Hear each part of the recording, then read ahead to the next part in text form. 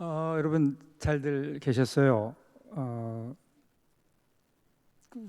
지난번에 여러분들의 의견을 좀 물었는데 의견에 따라서 계속해서 이번 학기 강의는 녹화로 진행하기로 그렇게 여러분들의 뜻에 따라서 이렇게 진행하도록 하겠습니다. 그리고 우리 과대표를 통해서 담임 목사님과의 인터뷰가 어렵다라는 분들이 계신 것 같아요. 근데 가능하면 최선을 다해서 다 해주시기를 부탁을 드립니다. 후배로서 정중하게 부탁하면 또 목사님들께는, 담임 목사에게는 그것이 선배 목사로서 또 도전이 될 수 있고 좋은 또 어떤 경험이 될 수 있거든요. 그래서 그분에게 가서 그렇게 다 목회 철학을 얘기해 주십시오라기보다 여러분들이 질문을 만들어서 여러분들이 궁금한 점들, 목회하면서 여러분들이 궁금한 점들이 있을 거예요. 설교는 어떻게 준비하는지, 아니면 신방할 때 여러 가지 일들이라든지, 여러분들이 목회를 한다고 생각할 때 앞으로 그러한 목회 현장에서 여러분들이 궁금한 것들에 대해서 좀 물어보면 그럼 자연스럽게 그분의 목회 철학이 나올 수 있습니다. 담임 목사님, 현재 사역하고 있는 담임 목사님과의 그런 관계가 되어야 여러분도 더 사역을 통해 배울 수 있거든요. 그래서 여러분들 그렇게 진행해 주시기를 부탁을 드립니다. 원래는 저희가 좀 워크숍을 하면서 개인 사명, 소명 선언서하고 자기의 목회 계획 이렇게 가야 되는데 이번 학기는 우리가 모여서 함께 진행하기가 쉽지 않은 관계로 계속해서 좀 강의를 하면서 특별히 우리가 목회의 분야별로 좀 여러분과 좀 강의를 나눠 보려고 합니다. 오늘은 우리 목회에서 처음으로 설교에 대한 얘기를 좀 같이 여러분과 나눠 보려고 그래요. 제가 전공한 것이 설교학이기도 하고, 또 우리 목회에서 가장 중요한 것이 설교이고요. 그리고 목회 철학의 가장 중심에 사실은 설교가 있죠. 누구나 다 좋은 설교하기를 원합니다. 여러분들도 마찬가지일 거예요. 좋은 설교, 성도들에게 은혜가 되는 설교. 설교는 목회에서 대단히 중요합니다. 제가 우리 교회 함께 사역하는 우리 부교역자들이나 아니면 다른 목사님들께도 강의하면서 그런 이야기를 해요. 설교를 은혜롭게 잘하면 그러면 목회가 쉽다. 다른 것들 조금 못해도 된다. 그런데 만약에 설교가 시원찮으면 다른 모든 것들을 다 잘해야 된다. 그러니까 한번 여러분 생각해 보세요. 설교 열심히 잘 공부하고 준비해서 은혜로운 설교, 감동이 있는 설교를 하면 그러면 다른 것들은 조금 못해도 괜찮아요. 그런데 설교에서 은혜가 없으면 그러면 다른 모든 것들을 완벽하게 해내야 됩니다. 어느 게 더 쉬울까요? 한번 여러분 쉬운 쪽을 한번 생각해 보시기 바랍니다. 좋은 설교, 설교는 좋은 설교와 나쁜 설교가 있습니다. 좋은 설교는 뭘까요? 좋은 설교는 하나님의 임재를 경험하고 그리고 하나님의 음성을 듣고 가도록 하는 설교입니다. 이게 좋은 설교의 정의인 거예요. 하나님의 임재를 경험하고 하나님의 음성을 듣고 가도록 하는 설교. 그러니까 성경 본문을 통해서 말씀하시는 하나님의 현존을 우리들이 경험하게 되고 성육신의 재현이 이루어질 때 그때 바른 설교를 우리가 설교 사역을 감당하게 되는 거죠. 그러니까 여러분 설교는 창조 사역과 같습니다. 하나님께서 천지를 창세기 1장에 보면 천지를 창조하실 때 말씀으로 창조하셨죠. 빛이 있으라 하니까 빛이 있었다고요. 오늘 우리가 하는 사역도 바로 그 창조 사역의 연장선상에서 보아야 됩니다. 우리가 그 하나님의 말씀을 우리들이 정말 하나님의 말씀으로 외칠 때, 설교를 통해서 그렇게 선포되어질 때 그때 그 말씀에 힘이 있어서 어두운 곳에 빛이 있고요, 추운 곳에 따뜻한 하나님의 은혜가 임할 수 있는 거예요. 그 설교는 창조입니다. 창조, 혼란한 그리고 여러 가지로 어두운 이 세상의 삶, 그리고 사람들의 마음을 하나님의 말씀으로 비추고 따뜻하게 함으로 그 가운데 새로운 생명의 역사가 일어나고 살아나는 역사가 있게 되는, 구원받는 은혜가 있는, 그것이 설교 사역입니다. 좋은 설교는 생명을 살리죠. 나쁜 설교는 뭘까요? 그러면 나쁜 설교는 그 반대죠. 하나님 말씀이 희미해서 청중들의 귀에 하나님의 말씀이 전혀 들리지 않고, 그래서 성도들을 굶주림 가운데 돌려보내는 설교다. 그러니까 설교는 듣는데 하나님의 음성을 듣지 못하는, 우리 설교자가 평생 추구해야 될 게 있다면 그것은 좋은 설교, 좋은 설교에 대한 추구입니다. 여러분, 좋은 설교를 듣는다는 것은 마치 변화산에 올라가는 것과 같고 오병이어의 기적에 서 있는 것과 같은 감동이 있죠. 사막에서 반석이 터지는 경험이 되는 거죠. 다시 한번, 우리는 사역을 하면서 설교를 어쩔 수 없이 해야 되는데 좋은 설교를 할 수 있다면 얼마나 좋을까. 그래서 저는 이번 목회철학 그 세부적인 강의 가운데 첫 번째로 오늘 좋은 설교, 어떻게 하면 좋은 설교를 할 수 있는가를 같이 여러분과 좀 생각해 보려고 합니다. 좋은 설교하려면 설교가 뭔지 알아야 되죠. 설교를 이루는 것은 3가지가 있습니다. 설교의 3요소. 제가 그런 질문해요. 연극의 3요소가 뭐죠? 연극의 3요소, 대본, 시나리오입니다. 대본, 극본이죠. 그리고 배우. 마지막 하나는 뭘까요?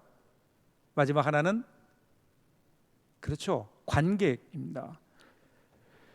이 대본과 그 대본을 연기하는 연기자, 배우와, 그리고 그것을 보는 청중, 회중, 그러니까 그 관객들이 하나가 이루어져서 그래서 연극을 이루거든요.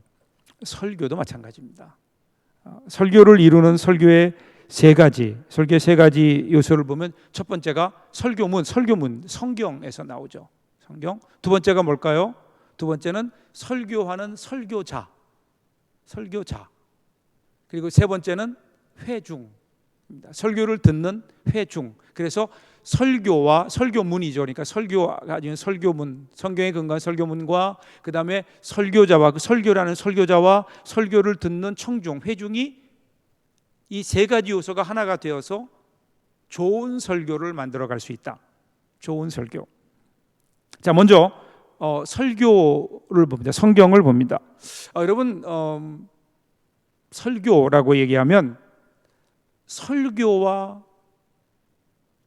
하나님의 말씀, 어떨까요? 설교는 하나님의 말씀입니까? 어떠세요, 여러분? 설교는 하나님의 말씀이다.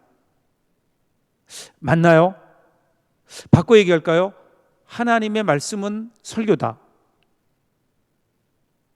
설교를 통해서 이루어진다. 어떨까요? 이걸 조금 더 쉽게 말씀드릴까요? 여러분 가운데 지난 주일에 설교하셨죠? 아니면 최근에 여러분 설교하신 경험이 있으시죠? 그럼 여러분들에게 물어보세요. 그때 지난 주일에, 지난번에 내가 했던 설교는 과연 하나님의 말씀인가? 왜 그럴까요? 이걸로 출석 체크할까요? 여러분들 출석 체크할 때 설교는 하나님의 말씀이다. 그렇다, 아니다. 그렇다면 왜 그런가? 아니라면 왜 설교가 하나님의 말씀이 아니라고 생각하는가? 지난주 여러분이 한 설교, 최근에 여러분이 한 설교를 말하는 거예요. 그 설교가 하나님의 말씀이었는가? 예, 아니요라고 대답하고요. 그리고 왜 아닌지, 왜 긴지. 여러분들 저에게 그 출석 체크와 함께 답을 주시면 재미있을 것 같아요. 제가 오늘 여러분들 출석 체크해 주시는 거기에 질문을 제가 항상 요구하고 답을 요구하죠. 제가 아주 재미있게 읽고 있습니다. 재미있게 읽고 있고요. 여러분들의 다양한 의견들도 제가 잘 보고 있습니다. 언제 기회가 되면 그것도 좀 나눌 기회가 있으리라고 생각을 하고요. 최근에 내가 지난번에 했던 내 설교가 과연 하나님의 말씀인가? 한번 여러분 생각해 보세요. 하나님의 말씀이다. 그러면 어떻게 그 하나님의 말씀인가? 왜 하나님의 말씀이 될까요? 많은 사람들이 그런 이야기를 해요. 그냥 강단에서 하는 설교니까. 그럼 강단에서 하는 설교는 다 하나님 말씀인가요? 아니면 목사가 하는 설교는 목사가 하기에 다 하나님의 말씀인가요? 쉽지 않습니다. 우리는 물론 신앙 고백으로 우리 성도들은 강단에서 선포되는 설교가 하나님의 말씀을 믿고 듣습니다. 그렇게 가르쳐 왔고 가르쳐야 합니다. 맞는 말입니다. 자, 그런데 오늘 우리는 듣는 사람의 입장이 아니라 설교를 하는 사람의 입장에서 과연 우리는 우리의 설교자의 양심 앞에 과연 나는 내가 한 설교를 한 설교를 하나님의 말씀이라고 자신 있게 얘기할 수 있는가? 무엇에 근거해서 그런가?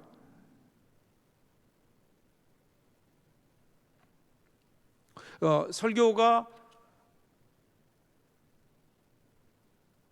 목사가 하는 말은 다 설교인가? 하나님의 말씀인가? 그럴까요? 그렇다면 강단에서 무슨 소리를 하든지 그거는 하나님의 말씀이 되는 건가요? 어떤 설교를 하든지? 그렇다면 우리는 심각한 오류에 빠질 수 있습니다. 그것은 현대판 설교자 무호설입니다. 설교자는 무호합니까? 아니에요. 잘못될 수 있습니다. 그렇기 때문에 강단이기 때문에 혹은 설교자, 목사이기 때문에 하는 그 설교가 다 하나님의 말씀이다. 이것은 잘못된 겁니다. 그러면 분명히 우리가 설교는 하나님 말씀이라고 고백하는데 그러면 어떻게 해야 설교가 하나님 말씀이 될 수 있는가? 그 조건이 몇 가지가 있습니다. 첫 번째가 성경을 근거로 해야 되는 거예요. 성경을 근거로 해야 되는 거죠. 바꿔 얘기하면 본문에 대한 충실성입니다. 본문에 대한 충실성. 설교는 어디부터 와야 되는가? 그럼 하나님 말씀으로부터 오는 거예요. 하나님의 말씀으로부터. 초기 기독교를 보면 이러한 말씀을 전하는 데 있어서 대체로 구전의 말씀 혹은 어떤 특정한 상황 속에서 발생하는 살아있는 선포였습니다. 이것을 루터는 가리켜서 사도적 말씀이라고 했는데, 그런데 이러한 사도적 말씀이 구전 형태로 보존되어 오다가 어느 시점에서 기록된 말씀으로 written word, 기록된 말씀으로 변하게 됩니다. 그러니까 이러한 사도적 말씀이 기록된 하나님의 말씀은 교회가 선포하는 말씀의 근원이 되고 불변의 표준이 됩니다. 그래서 칼 바르트라는 신학자도 보면 선포로 만들고 교회를 교회되게 만드는 것은 언제나 하나님 말씀으로부터 기인한다. 그 하나님 말씀은 뭐예요? 그것은 바로 written word인 거예요. 그런데 그렇게 쓰여진 그 글자로 문자화된 하나님의 말씀을 다시 살아있는 그 선포의 말씀으로 바꾸는 것이 설교인 거죠. 그렇기 때문에 우리는 언제나 설교자는 첫 번째로 기억해야 되는 것은 하나님 말씀으로부터 설교가 왔는가, 즉 성경에서 전하고자 하는 그 방향과 그 메시지와 오늘 내가 했던 설교가 같은가 하는 것을 봐야 됩니다. 물론 해석의 차이는 있을 수 있겠죠. 그래서 언제나 설교자는 먼저 말하는 사람이 아니라 듣는 사람입니다. 들어야 합니다. 이것을 제사장적 청취 그렇게 얘기합니다. 그러니까 엄밀히 얘기하면 설교라고 하는 것은요, 말함으로 시작되는 것이 아니라 들음으로부터 시작됩니다. 우리가 하나님 말씀을 듣는 거예요. 무엇을 통해서요? 성경을 통해서. 하나님 말씀을, 오늘도 말씀하시는 하나님의 말씀을 성경의 텍스트 안에서 들어야 되고 참여해야 되고, 그리고 오늘 그것이 나를 향한 하나님 말씀으로 경험되어져야 되는 거예요.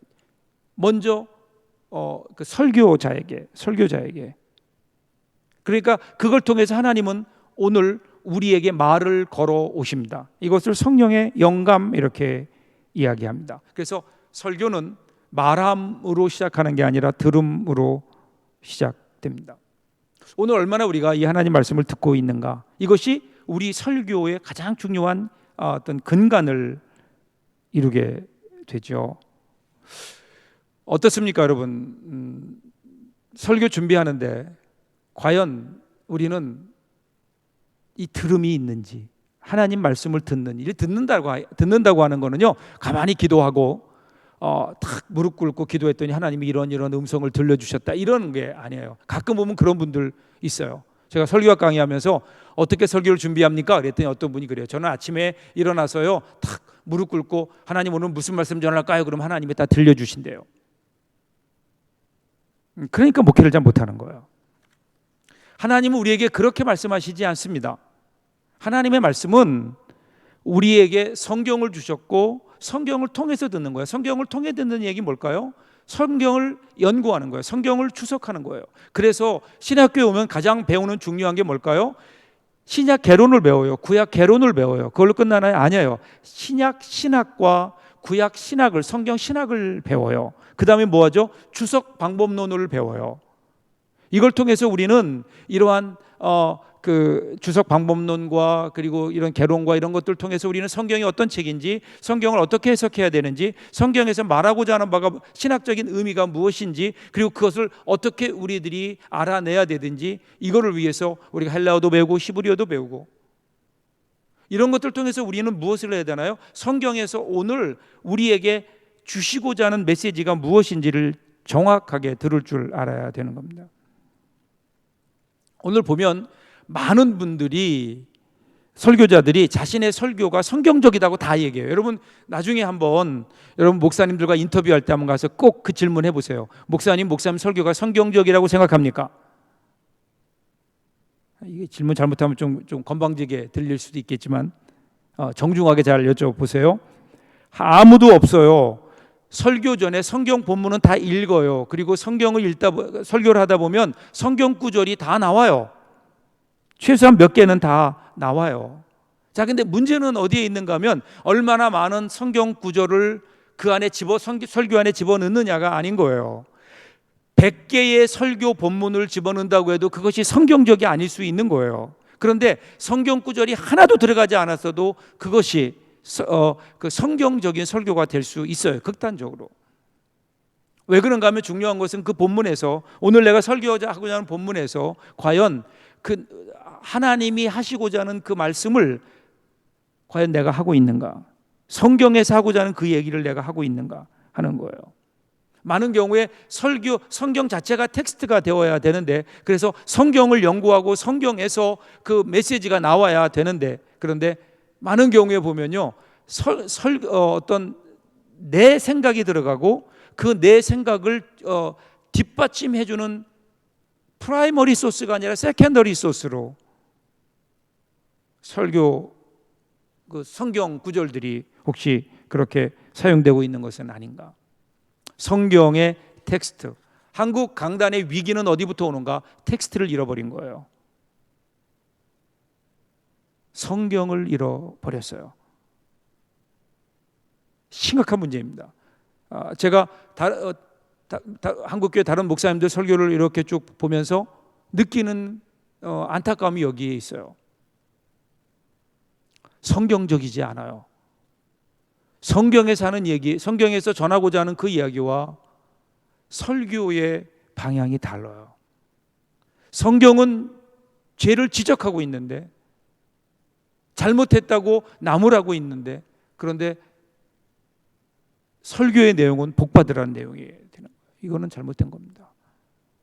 성경에 나와 있는 그 말씀, 하나님의 그 뜻을 그대로 전하는 것, 이것이 여러분 성경적인 거고, 텍스트에 충실하자. 텍스트에 충실하자.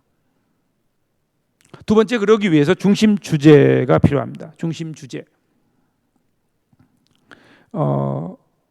설교가 메시지를 전하는 것이라고 이야기할 때 듣는 것, 들었으면, 그런데 그것을 어떻게 전할 것인가 하는 것들을 준비해야 되는 게 필요하죠. 설교를 어떻게 전할 것인가. 그때 중요한 거는 중심 주제.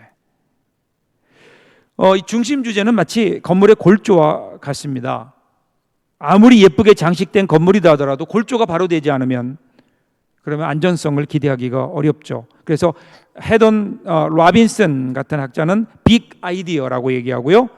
그리고 제리 바인스나 샘 세딕스 같은 분은 본문의 중심 아이디어, the central idea of the text, CIT 이렇게 얘기합니다. 이 중심 주제는요, 그렇다고 해서 중심 주제를 우리가 잡는 게 아닙니다. 본문에서 나와야 되는 거예요. 오늘 본문을 읽었어요. 본문에서 얘기하는 중심 주제가 뭘까? 이것을 한마디로 좀 정리할 수 있어야 되는 겁니다. 오늘 성경에서 오늘 본문의 저자가 말하고 있는 바가 무엇일까? 이것을 찾는 것입니다. 그것을 설교의 중심으로 중심 주제로 정하면 되는 거예요. 폴 스캇 윌슨 같은 학자는 본문 안에서 혹은 이면에서 하나님이 무엇을 하고 계시는가에 답을 찾도록 노력할 때 얻을 수 있다. 이 중심 주제. 설교할 때 중심 주제. 이 중심 주제는 하나여야 됩니다. 하나. 여러 개 중심 주제가 여러 개면요 어지러워요. 멀미해요. 하나. 어떤 것일까? 이것은 대단히 중요할 것 같아요. 그렇죠? 하나.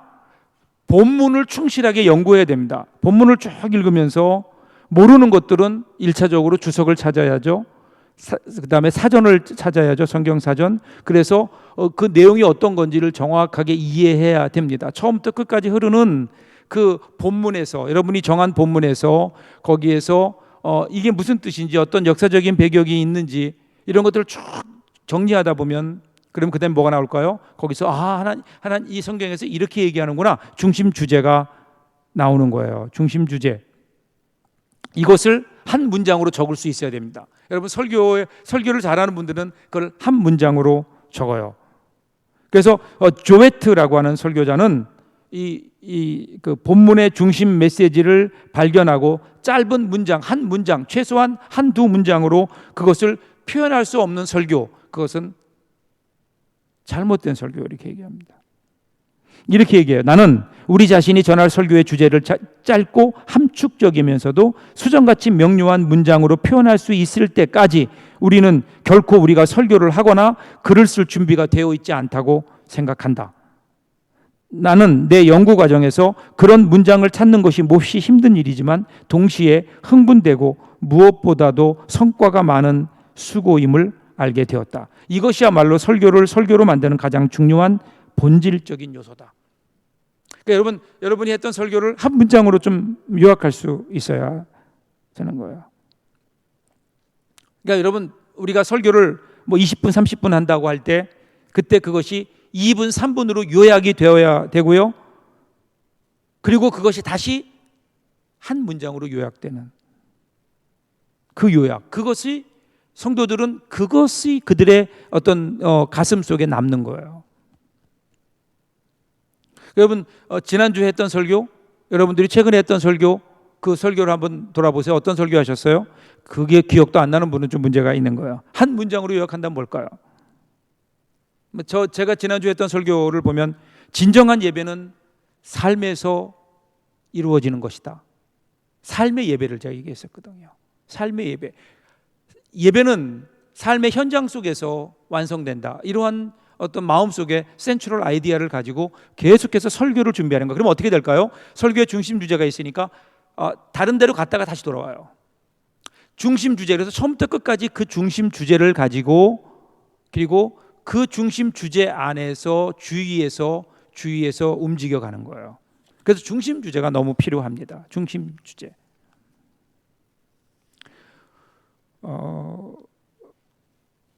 그 다음에 세 번째 보면요, 중심 주제와 함께 그 다음에 연속성과 움직임이 나옵니다.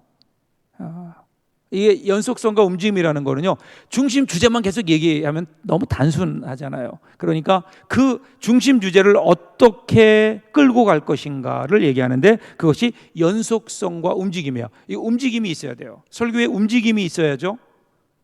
그럼에도 불구하고 거기는 지속성이 있어요. 연속성이 있어야 되는 거예요. 움직이는데 연속성이 없으면 이거는 정말 지그재그로 끝나버리는 거예요. 드라마를 제가 좋아하는데 드라마를 보면 줄거리가 그거를 그 전문 용어로 플롯, P-L-O-T, 플롯이라고 얘기합니다. 플롯. 많은 경우에 보면 이 드라마를 보는 이유가 뭘까요? 여러분 드라마 보시는데 드라마를 보는 이유, 특별히 막장 드라마 같은 것들이 막 시청률이 20% 30% 올라가요. 욕하면서도 보거든요. 왜 볼까요? 그거를. 그 드라마 전개가 그렇게 돼 있어요. 드라마 전개가 착한 사람이 있어요. 어떤 한 사람이 등장해요. 주인공이에요. 착한 사람이에요. 그러면 여러분 드라마가 만약에 착한 사람이 하는 일마다 잘 되고 잘 먹고 잘 살고 아주 정말 그렇게 해피엔딩으로 끝났다. 그러면 누가 그 드라마를 보겠냐고요? 안 보죠. 주인공이 있어요. 그럼 누가 등장해요? 나쁜 사람이 있어요. 악녀가 등장해요. 보통 이제 아침 드라마 같은 거 보면 한 여인이 한 아내가 남편과 결혼해 사는데 행복하게 살아요. 근데 남편이 이게 보통 보면 남편이 문제가 있잖아요. 남편이 다른 여자랑 또 눈이 맞았어요. 그런데 그 과정에서 보면 이 상관녀죠. 이 바람난 여인이 오히려 이 주인공을 핍박하죠. 그리고 주인공이 못되게 굴죠. 그러면서 어떤 상황이 벌어지나요? 위기 상황이 벌어지는 거예요. 자, 처음에 어떤 한 사람이 등장해요. 그러면 여기 위기가 찾아와요. 남편이 바람을 피워요. 예를 들어서. 그리고 그것이 전개되는 과정에서 계속 당해요. 당하면서 막 얼마나 억울해요. 그러면서 순간순간에 당할 때마다 또 돕는, 그런데 거기에 또 재벌 2세가 그 옆집에 와서 살아요. 아버지랑 싸우고 와가지고 독립선언에서 와서 그 옆에서 사는데 겉으로 볼 땐 평범한데 알고 보니까 재벌 2세야. 이 사람이 와가지고 아주 흑기사처럼 도와주는 거예요. 또 그런 과정을 통해서 여러분 보세요.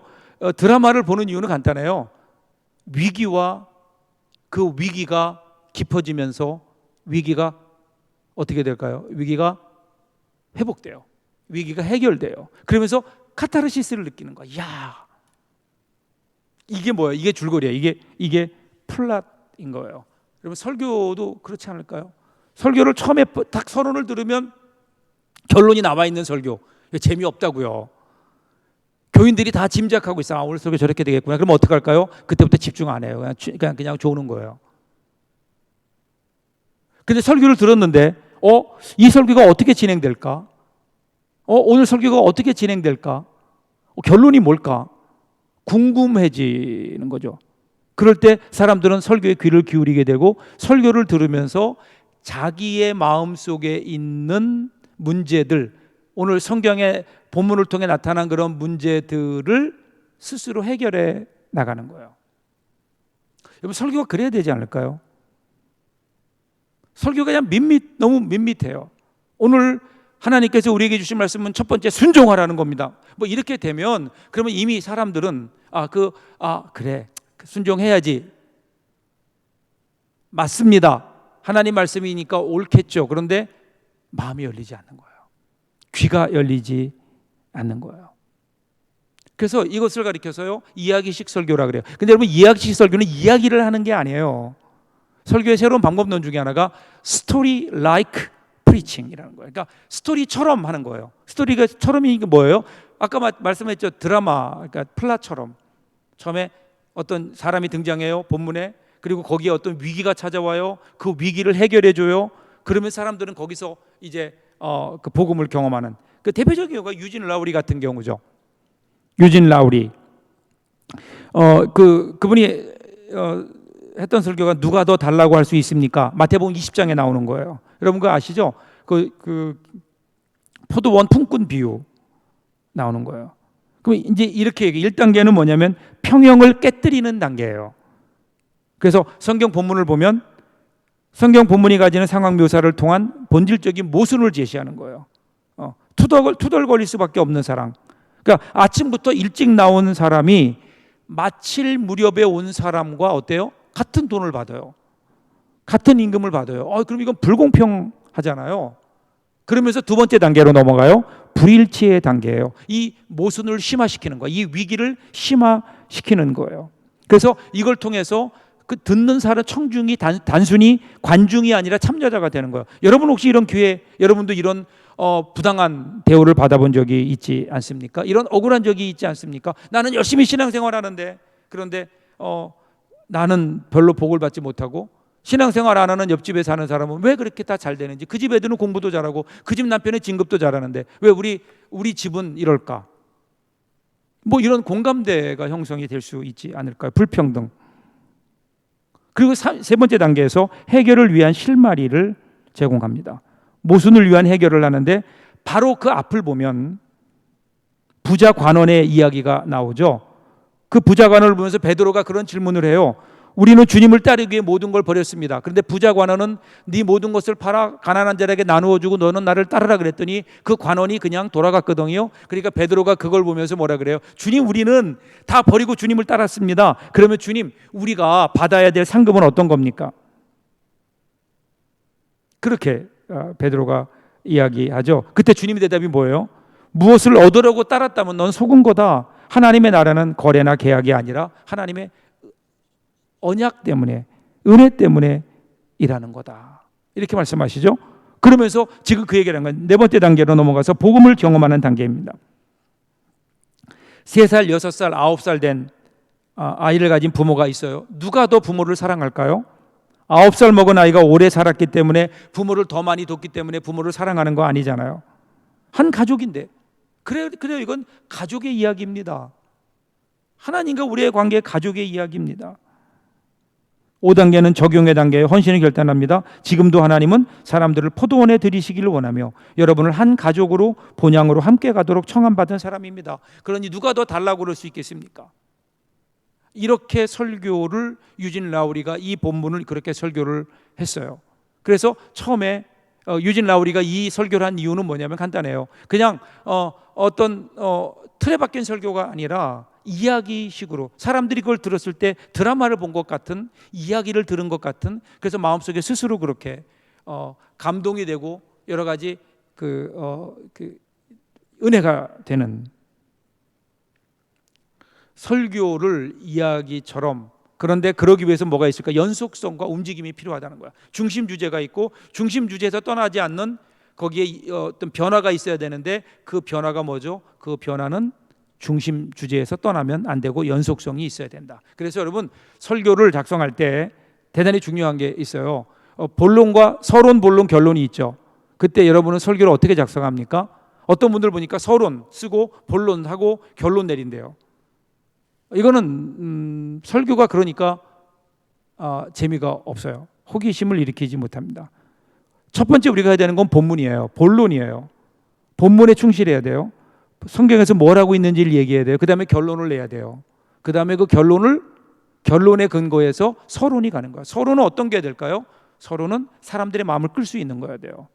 그래서 성경의 이야기가 아니에요. 이 세상의 이야기해야 돼요. 지난 한 주간 동안 가장 사람들의 마음을 끌었던, 사람들이 관심을 가졌던 게 뭘까를 봐야 돼요. 그래서 여러분들 꼭 우리 설교자들은 설교하기 전에 인터넷 검색도 해야 되고요. 뉴스 검색해야 돼요. 지난주에 실시간 검색어 1위가 뭐였는지 봐야 돼요. 사람의 관심이 어디 있는가를 봐야 돼요. 그래서 그 사람의 관심이 있는 그것을 여러분의 설교의 서론으로 쓸 수 있다면, 그래서 설교를 할 때 내 이야기를 하네, 우리의 이야기, 내 관심을 이야기하네, 그렇게 되면 여러분 사람들이 당연히 관심 갖지 않을까요? 연속성과 움직임이 필요합니다. 네 번째는 이야기의 상상력의 적절한 활용입니다. 이어갈 때 상상력이 필요하죠. 여기에 감성을 불어넣는 겁니다. 그냥 단순히 논리만 가는 것이 아니라 거기에 감성이 들어가는 거죠. 들을 때 감동이 되는 겁니다. 이것은 어떤 예화일 수도 있고요, 아니면 그 어떤 본문 안에서 우리가 상상할 수 있는 어떤 이야기들, 단순한 논리만이 아니라 우리의 감성을 불어넣는 일이죠. 그렇게 될 때 우리의 설교가 좋은 설교가 될 수 있지 않을까. 이야기와 상상력의 힘을 적절하게 이용하는, 그럴 때 여러분 우리 설교가 힘이 있고 감동이 있는 거죠. 뭐 시간이 많지 않으니까 다음에 또 기회가 되면 한 번 더 하기로 하고, 이 설교가 이렇게 중요한 네 가지 요소를 가져야 됩니다. 두 번째는요, 설교자를 봅니다. 설교자.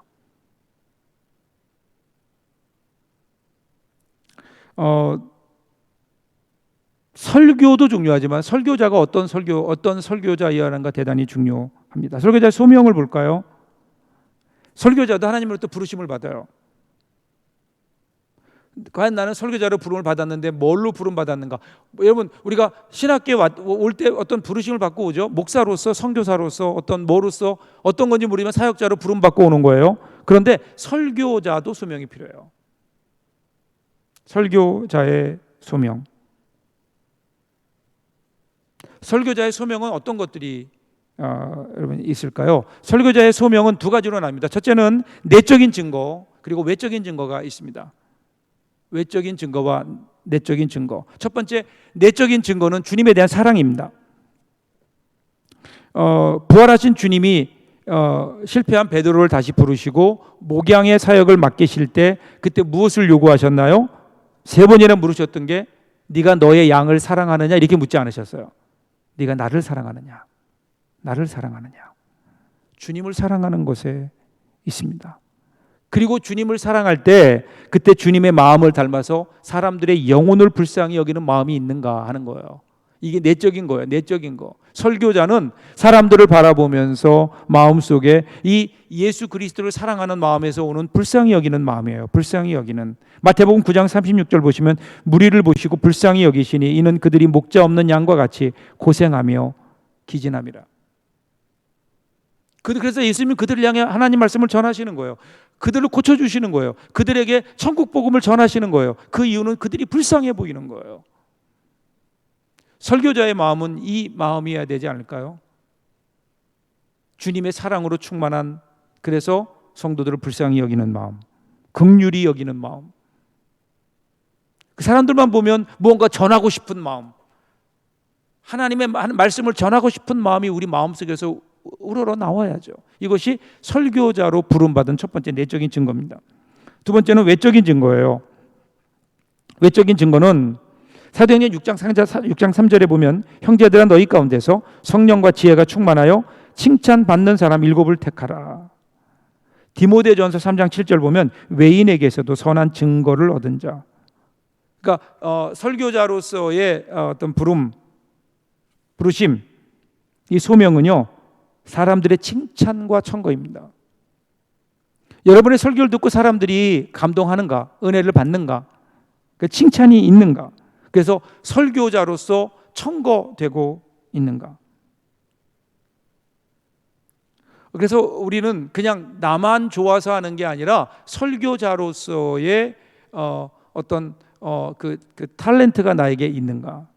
이것은 대단히 중요한 것이고, 근데 타고만 나는 게 아니라 이것을 계속해서 연구하고 준비하고 그리고 갈고 닦아야 되는 거죠.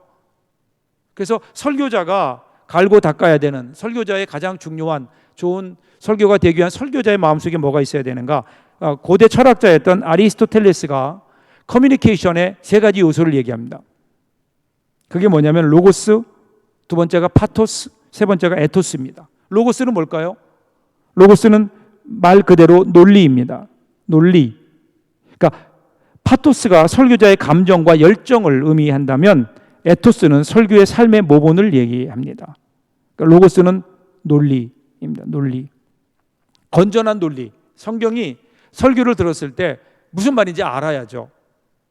설교를 들을 때 그 말이 무슨 말인지 이해가 돼야죠. 건강한 논리 있어야 됩니다. 내용과 지식이 없는 그냥 감상적인 설교, 예화만 가득한 설교,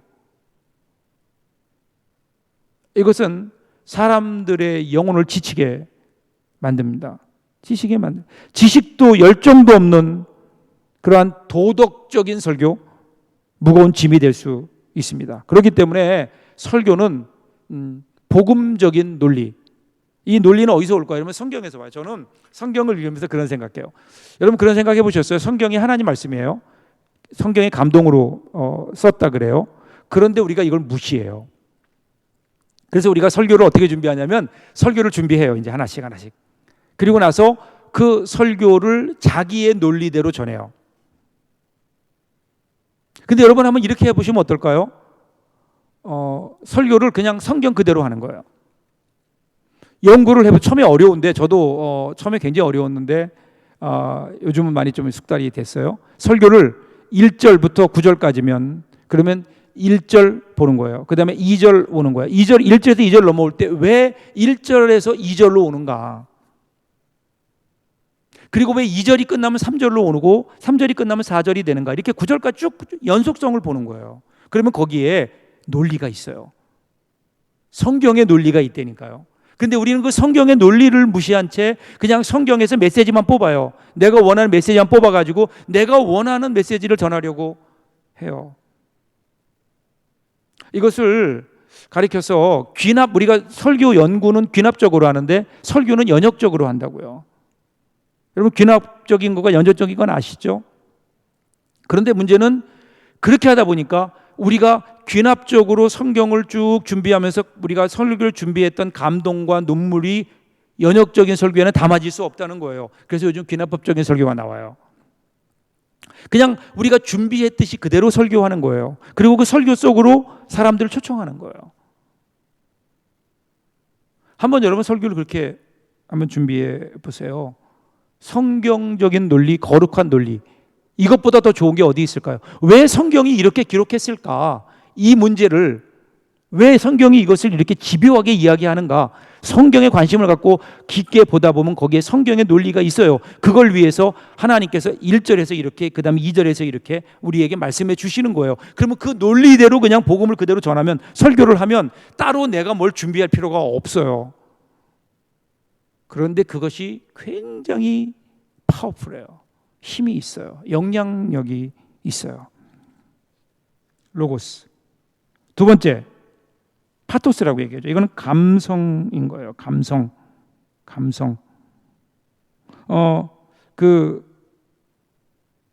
뜨거운 논리 이렇게 얘기하죠. 로이드 존스가 그런 얘기를 해요. 감성이 들어가야 되는 거죠. 사람은 논리에 움직이지 않아요. 감성에 움직여요. 논리는 머리로 받아요. 그런데 감정은 가슴으로 받아요. 가슴으로. 근데 사람은 가슴이 움직여야 역사가 일어나요. 가슴이 움직여야 뭔가를 해요. 가슴이 움직여야 헌신해요. 머리로 생각하는 그 머리의 생각은 그냥 생각에 머물러요. 가슴을 칠 줄 아는 감성적인. 그래서 파토스이고, 마지막 세 번째는 에토스예요. 에토스는 실천적인 부분인 거예요. 아무리 여러분 논리가 좋고 감성이 있다 하더라도 삶이 안 따라요. 헌신해라. 그래서 설교를 들으면 헌신해야 될 것 같은데, 근데 목회자의 삶을 보면 헌신이 없어요. 그러면 문제가 있는 거죠. 이 세 가지가 조화를 이루어야 되는 거예요. 에토스가 중요합니다. 그래서 삶으로 보여주는. 그러면 그 삶으로 인한 신뢰관계가 형성이 되면요, 무슨 말을 하든지 은혜가 되는 거예요. 여러분, 이 세계에서 가장 영향력이 있는 설교, 가장 감명 깊었던 설교, 그러면 사람들이 많은 얘기를 하는데 그 가운데 하나가 그 미국에서 1970년, 60년, 70년대에 그 낙태 운동을 반대하던 그 크리스찬 국회의원들이 모여서 초창기도회를 한 적이 있어요. 거기에 한 분이 와서 설교를 했어요. 테레사 수녀예요. 테레사 수녀가 설교했는데 그분은 뭐 성경을 읽지도 않았어요. 그냥 나와서 하나님 말씀을 전해달라니까 나와서 단 몇 마디 했어요. 뭐라고 얘기한 줄 아세요? Don't kill those babies. 낙태하는 거잖아요. 낙태를, 그 어린아이를 죽이지 말라는 거예요. Give them to me. 나에게 주십시오. 내가 잘 돌보겠습니다. 제발 낙태를 합법화하지 마십시오. 그 아이들을 그냥 낳으십시오. 하나님 주신 생명입니다. 그리고 그 아이들을 나에게 주시면 내가 잘 돌보겠습니다. 근데 여러분, 이 설교만큼 더 감동적인 설교, 그리고 사람의 마음을 움직이는 설교가 어디 있을까요? 그럼 뭐 어디서 왔을까요? 그것은 테레사 수녀님의 삶에서 온 거예요. 삶에서. 그렇게 살았잖아요, 그분이. 인도에서 어린 영혼들을 위해서 그들을 살리며 가난하고 어려운 이웃들을 위해 도왔던 그분의 그 신뢰감, 그 인격, 거기서 나오는 설교, 그거는 당연히 파워풀할 수밖에 없는 거죠. 그래서 목회자의 설교자는 이러한 것들이 필요하죠. 그리고 두 번째가 설교자의 인격입니다. 설교자의 인격. 아까 얘기했죠. 여기 에토스가 있죠. 그래서 설교는 설교자의 인격을 통해 전달되는 진리다. 기억하셔야 됩니다. 설교자의 인격이 중요하죠. 설교자의 인격과 함께 설교자의 윤리가 중요합니다. 세 번째죠. 설교자의 윤리. 설교자의 윤리 가운데 저는 표절에 관한 이야기. 요즘 이제 가장 문제되는 게 표절이에요. 설교 표절이 뭘까요, 도대체? 어떤 게 표절일까요? 여러분 설교 표절을 해보신 적이 있나요? 자, 첫 번째로 다른 사람의 설교 원고를 그대로 설교하는 행위. 이거는 무조건 표절입니다. 이건 무조건 표절입니다. 근데 여러분 재밌는 사실은 교회 역사를 보면은요, 이런 표절을 굉장히 많이 했어요. 어떻게 했는가 하면, 지금부터 뭐 200년, 300년, 아니 100년 전만 해도요, 복음주의 계열에서 유명했던 유명한 피니라든가 무디라든가 아니면 빌리 선데이 또 빌리 그레암 이러한 그분들이 설교를 많이 했잖아요. 그러면 그 설교를 많은 분들이 강단에서 그대로 설교했어요. 그런데 이것은 빌리 그레암 목사님이 했던 설교입니다. 이렇게 설교한 거예요. 솔직하게 밝혔다고요. 그리고 그 당시의 청중들은, 그 당시의 교회는 그것을 은혜로 받아들였어요. 그 설교자의 설교가 아니더라도 그 설교를 들으면서 은혜를 받았어요. 그분의 설교가 아니더라도 다른 데서 했던 다른 목사님의 설교라도 그 목사님 설교임을 밝히면서 설교를 할 수 있는 분위기가 되었다라는 겁니다. 근데 지금은 어떨까요? 지금은 안 돼요. 그러니까 많은 경우에 설교를 그대로 설교를 하는데 그것이 마치 자기 설교인 것처럼 그렇게 설교하면 그럼 어떻게 될까요? 그것은 당연히 표절이 되는 거죠. 많은 문제가 지금 일어나고 있잖아요. 그래서 좀 우리가 설교를 인용하는 거, 다른 사람의 설교를 하는 거 잘못된 게 아니에요. 근데 그걸 밝히고 분명하게 밝히고, 그런데 우리 공동체를 향한 하나님의 음성을, 내가 그 설교를 듣다가 하나님께서 우리 교회에 주시는 음성이 있기에 오늘은 제가 그분의 설교를 여러분 우리 교회의 성도들을 향하여 내가 그 설교를 그대로 합니다. 이렇게 자신 있게 이야기하고 설교하면 왜 안 될까요? 왜 안 될까요? 또 하나는요, 이것을 듣는 교회들, 지역 교회들이 이것을 용인해 줘야 됩니다. 받아들여야 됩니다. 그 목사님의 설교를 듣는 것도 중요하지만 이 시대를 향한 하나님의 음성을 듣는 설교가 필요하잖아요. 훌륭한 설교자들 통해서 이 땅에 주셨던 그 음성을 다시 그 강단을 통해 들을 수 있다면 그게 뭐 이렇게 큰 문제가 될까요? 한번 그래서 우리가 설교할 때 이런 자신감도 필요하지 않을까요? 오늘은 내 설교가 아니라 어느 목사님의 설교를 내가 들으면서 은혜 받았고 그 설교를 우리 교회 현실에 맞춰 내가 설교합니다. 이렇게 자신 있게 얘기하고 설교할 수 있다면 그럼 성도들도 그런 설교를 들으면서 은혜 받고 자연스럽게 설교가 공유될 수 있지 않을까요? 이것은 다른 목사님 설교입니다. 그러면 그건 표절이 아닌 거예요. 밝혔기 때문에. 두 번째는요, 다른 사람의 경험을 마치 자신의 경험인 것처럼 각색하고 설교 안에 집어넣는 행위. 조심해야 돼요. 설교자에게 이런 유혹이 있다고요. 세 번째는 충분히 누구의 책에서 보았다고 말할 수 있고 누구의 설교에서 나온 이야기를 마치 자신이 생각해낸 창작물인 것처럼 표현하는 행위. 이것도 문제예요. 지적 소유권은 뭐냐면요, 그 사람만의 결과물이에요. 그러니까 여러분, 우리가 무조건 다 인용한다고 해서 다 표절이 아니에요. 예를 들면 널리 알려진 예화와 유머를 사용하는 것, 그것이 설교의 흐름상 필요하다면 출처를 굳이 밝힐 필요가 없어요. 사람들이 대강 알고 있어요. 널리 알려져 있다고요. 특별히 어떤 한 사람의 저작물이 아닌 거예요. 그럴 때는 괜찮아요. 두 번째, 일반적으로 기독교의 진리라고 알려진 내용을 전하는 것도 출처를 밝히지 않아도 됩니다. 예를 내가 어떤 책을 읽다가 기독교 구원에 관한 어떤 내용을 읽게 됐어요. 그 내용이 참 좋아요.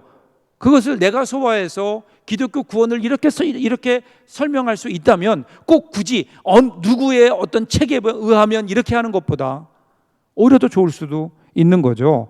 그것이 다만 어떤 특별한 것이 아니라 보편적인 기독교 진리.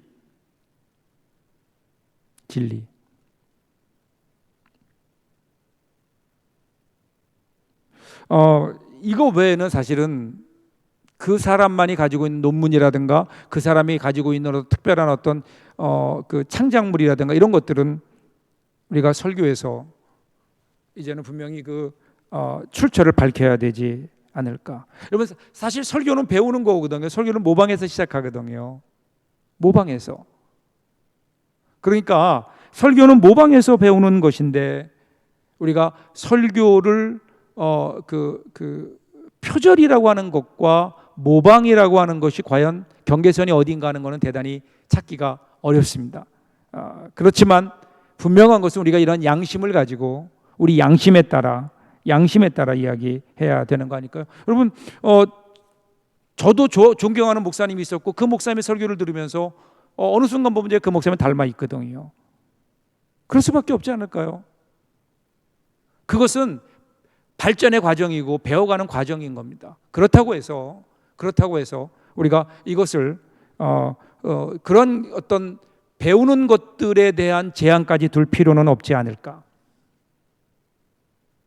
다만 중요한 것은요, 오늘 좀 여기까지 하고 결론적으로 다음 주에 청중에 대한 얘기를 좀 하고 예배를 다음 주에 좀 같이 볼게요. 다만 중요한 것은 어떤 이러한 설교의 그 표절을 우리들이 막는 가장 좋은 방법은 뭘까요? 그거는 설교 준비를 열심히 하는 거야. 잘하는 거예요. 최선을 다해 노력하는 거예요. 내 설교가 될 수 있도록 많은 것들을 참조하지만 그것이 나만의 설교일 수 있도록. 우리가 왜 이런 일을 합니까? 급하니까 다른 사람 설교를 베끼는 거예요. 급하니까 어떤 여과 없이 막 다른 사람이 해놓은 것들을 갖다 집어넣는 거거든요. 시간을 가지십시오. 설교 준비해서 최선을 다하도록 설교의 공간에 설교의 장을 만들어 놓는, 우리가 최소한 일주일에 20시간 이상은 설교 준비하는데 우리의 시간을 할애해야, 그래야 우리가 하나님이 기뻐하시는 설교를 할 수 있지 않을까요? 오늘 여기까지 하고요. 다음 주에 계속 이어서 이제 청중이해와 예배를 다음 주에는 같이 볼 수 있도록 그렇게 하겠습니다. 오늘 수고하셨고요. 아까 말씀드린 질문 가지고 출석 체크해 주시기를 바라고요. 혹시 질문이 있으면 그러면 우리 과대표를 통해서 저에게 주시거나 아니면 또 저에게 직접 주시면 그러면 함께 나눌 수 있도록 하겠습니다. 고맙습니다. 수고하셨습니다.